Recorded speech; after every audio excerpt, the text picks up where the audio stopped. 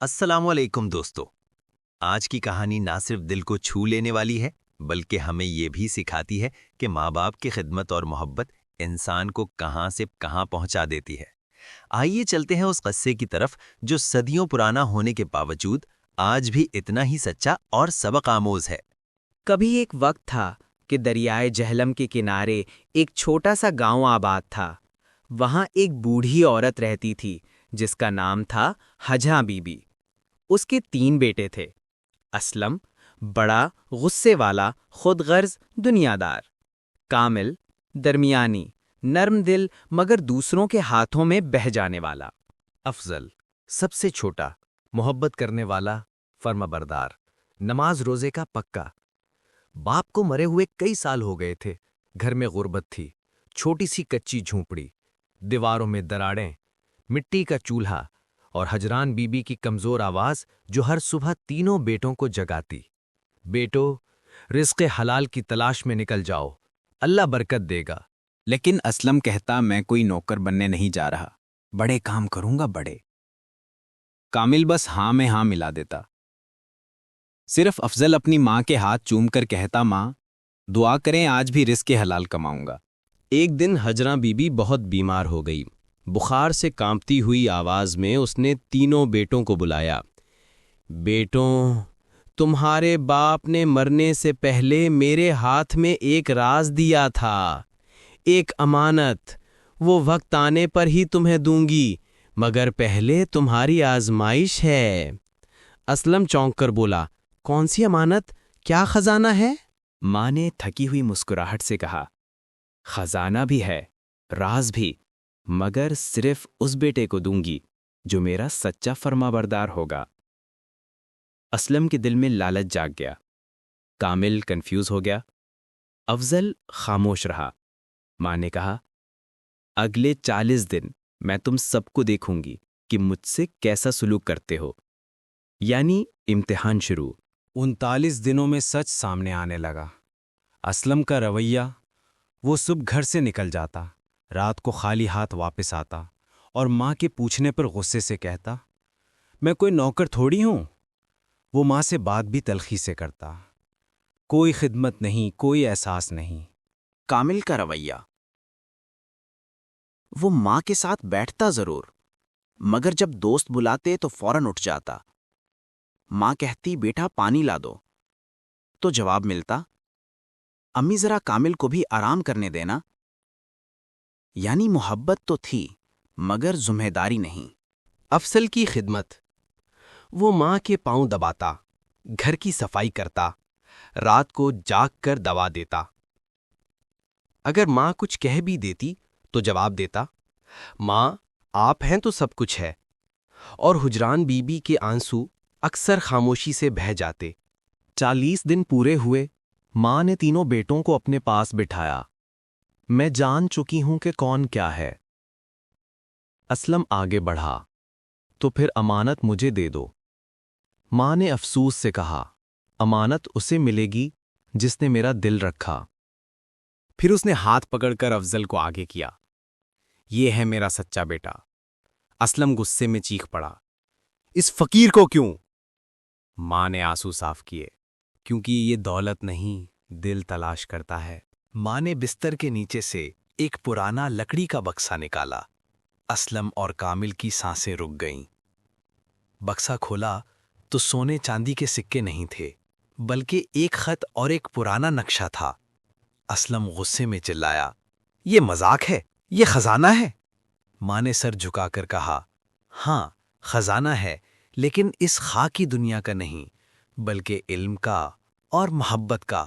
یہ نقشہ اس مقام کا ہے جہاں تمہارے باپ نے آخری سانس لی تھی، اور خط میں اس کے آخری الفاظ ہیں۔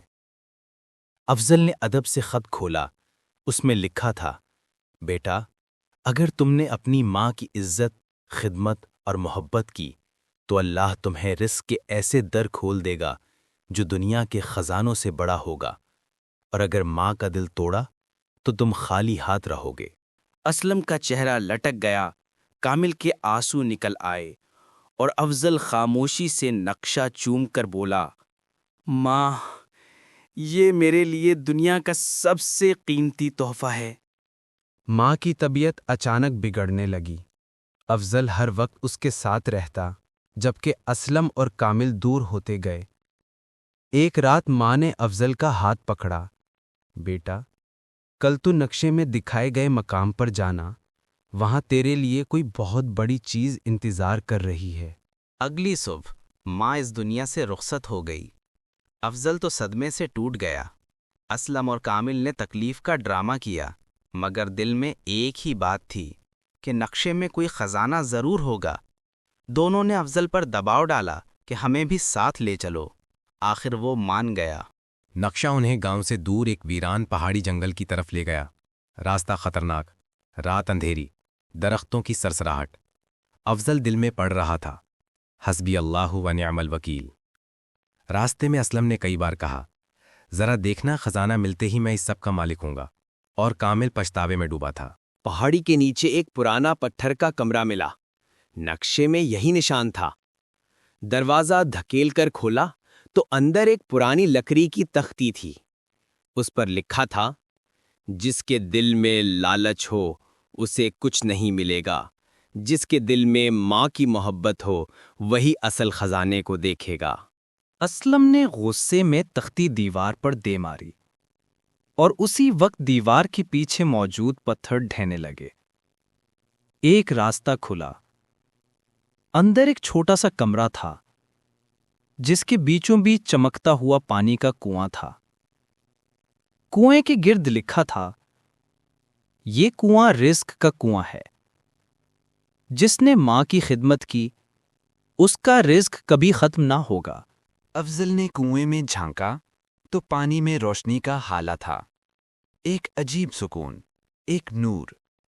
پھر کنویں کے اندر ایک چھوٹی سی لکڑی کی ڈبی تیرتی ہوئی اوپر آئی۔ افضل نے نکالا۔ اندر کیا تھا؟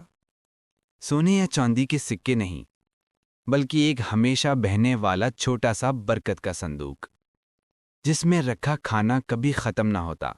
ایک روحانی خزانہ جو اللہ کے دوستوں کو ملتا ہے، لیکن یہ صرف افضل کے ہاتھ میں چمک رہا تھا۔ اسلم نے غصے میں چھیننا چاہا، مگر ڈبی اس کے ہاتھ میں آتے ہی بجلی کی طرح بھجی ہوئی ہو گئی۔ معلوم ہوا یہ صرف نیک دل اور فرما بردار کو ملتی ہے۔ اسلم چیخ پڑا، یہ ناانصافی ہے۔